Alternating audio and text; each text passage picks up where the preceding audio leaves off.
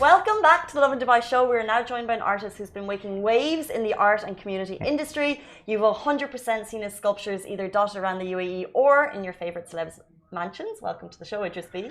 Thank you. Thank you so much for joining us. Thank you for inviting. We'll have some photos beside us on Facebook, but already people, of course, they know your sculptures.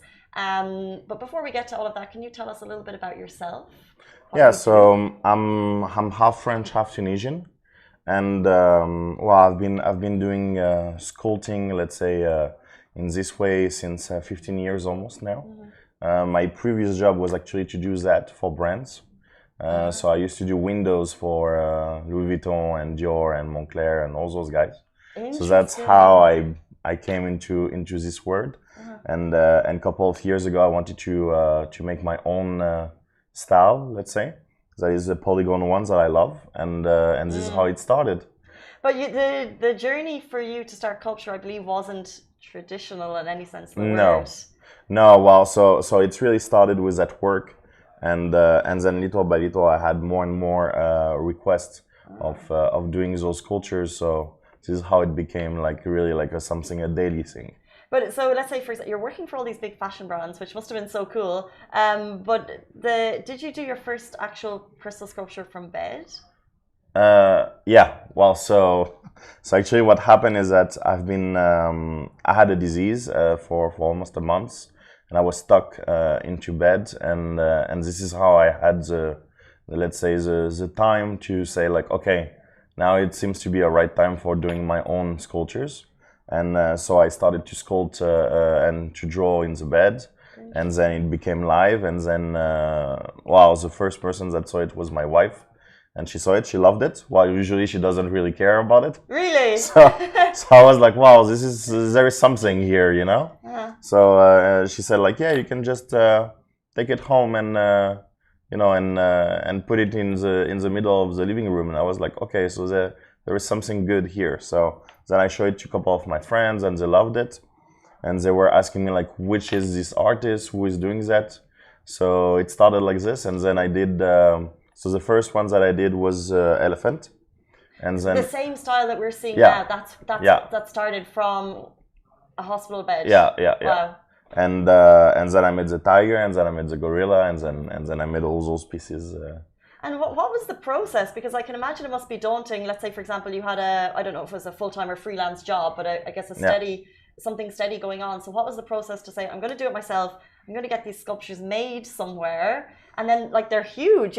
We'll get to where they are around Dubai, but they're you won't miss them. They're massive. So what's the process? So actually, for the, let's say for doing the design itself, at the beginning I was just doing drawing and then sculpting it with a block of clay. So that's the traditional way of doing it.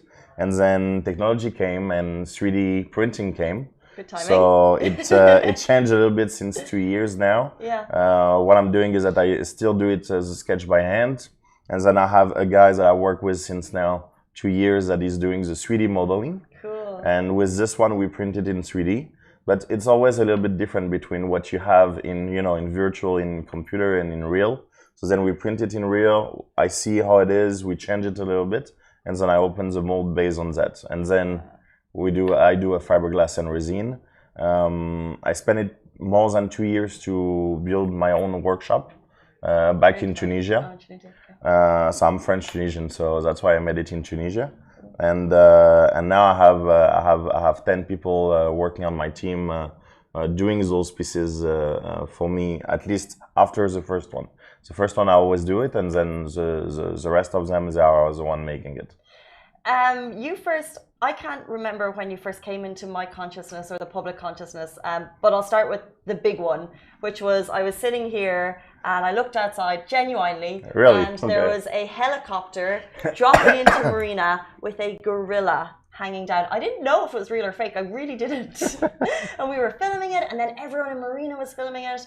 And what was that? What was the process of getting that to happen? So that was for one of my clients that is Wayne by Somia. So at that time they just took over the beach pool, the pool club at the address at Dubai Marina, and they wanted to have this large sculpture. So I said, yes, it's easy for me to do that sculpture, but you need to bring it up to there. So it's, I think it's 16th floor or something like this. 16th floor. How big is the? And how it's big 6 meters. It's 6 meters. So 6 meter by 3 meter high. So I was like, okay, so let's try to see something. So we tried with a crane, and we looked at it, but there was a lot of stairs and a lot of complication. And then I don't know why, like, so I'm living in the Palm, and we always have those helicopters going up and down. And I was like, well, actually, a helicopter could be, you know, cheap, you know. And so I gave them the idea. I was like, I think you guys should check about a helicopter. So I thought, you know, they will just bring it from Jebel Ali and, you know, like kind of hide it, not passing. Hide the gorilla. Yeah, not passing right in the middle of the Sheikh Zayed Road. So, and that's it. I mean, I just told them this, and finally they arranged everything. And then the next morning I wake up, I'm like, what is happening, you know? Really? And actually it was a gorilla and the tiger flying all over the city. So that was the funny part. But it was easier, and it was also cheaper to do it with helicopters and with a crane. So, you know. And marketing was on point. Yeah, exactly. Like during 2 days, everybody was wondering like who did that, why did that, where is going. So and your pieces are, let's say for example in the Point, I would see them there. They've been in downtown DIFC. Yeah. At what point did people start to recognize your sculptures as yours? Well, when they started to see them a little bit around everywhere, then they started to tag me. They started to, you know, recognize my work. So the first expo that I did was in the IFC, and then right after there was the Point, as you mentioned, and then Zayanura in Abu Dhabi. So, you know, like I would say a lot of people are working at the IFC. They have been at least once a year to Zayanura. So then they're like, oh, it's a very fancy island. Yeah. You don't know. It's so people started to be like, oh, I've seen this before, you know. And then little by little, like this, like people started to recognize me. As an artist, how did you decide to keep? By the way, I love your stuff. I just think they're super cool, and like I rarely see something I'm like, that's so cool. Let me find out the name and remember it. But I really love your stuff. But how did you decide to keep something signature and to not like? Are you doing more outside of your sculptures, or how were you like, this is my trademark, I'm going to stay here? So I really love polygons. So what I try to be is doing now other things that are a little bit different than just animal sculptures. Which, for example, well, you guys been there for Burak. Of course, yeah. So that's what I'm trying to do. So I designed cutlery. I designed a bottle of water also that is going to come out soon. So I'm trying to keep having my style, which is a polygon style, but applied to different level and different kind of work that is usually not done. Like not just I mean, doing sculptures is nice, but for me it's like right now it's basic. It's already done anymore. So I want to do something different. Well, interesting, because my next question was going to be, because you're so popular and because it's so recognizable, do you ever, I guess, say no to different projects because they might be too close to each other, or because they might be too similar in the same area? Yeah, so, well, I always try to bring new. So it's indeed like sometimes I have to refuse like some project because I'm already working on one that is a really similar one. So I always try to bring something that is different than what I did the time before. And because I think it's really important to have a unique, you know, aspect of the project. No matter what kind of collaboration on commission jobs I'm doing, it has to be unique. So yeah, well, so for example, I'll give you an example. So I've been working with Chef Nusret for casual for a salt shaker. Actually, and then Burak came and told me, okay, I want to have something with you. So I had to find something, you know, different than making a salt shaker or making just a statue. And this is how I came with the idea, was having a giant piece of him, because he always do giant dishes. So it did make sense. And this is the Caesar Burak statue, which is down in the Dubai Mall. Yes. And you're working with Nusret as well. Yes. Does it stop? Unfortunately, we don't have a massive amount of time, but looking forward, and there was also, you had an Instagram post that you're in the desert. You're like, something is coming. Was that the statue? What can people look forward to?